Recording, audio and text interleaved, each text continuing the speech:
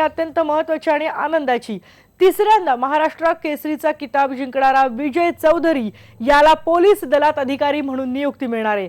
विजय चौधरी यानं आज मुख्यमंत्र्यांची विधान भवनामध्ये भेट घेतली आणि त्यावेळेला मुख्यमंत्र्यांनी हे आश्वासन दिलेलं आहे। विजय चौधरी यांना क्लास 1 दर्जाची नोकरी देण्याचा प्रयत्न करणार असल्याचं जलसंपदा मंत्री गिरीश महाजन यांनी सांगितलंय। त्याशिवाय विजय चौधरीच्या अभिनंदनाचा ठराव सुद्धा आज विधानसभेत मांडण्यात आला।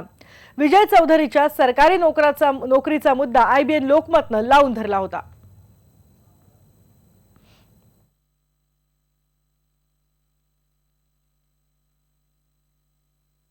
आज मला खूप आनंद होतो ट्रिपल महाराष्ट्र केसरी होऊन आणि आज जे कळालं की मुख्यमंत्री साहेबांनी सांगितलं की 2-3 दिवसात तुला चांगल्या पोस्टवर नोकरी देऊ आम्ही पोलीस खात्यामध्ये शासकीय भागात।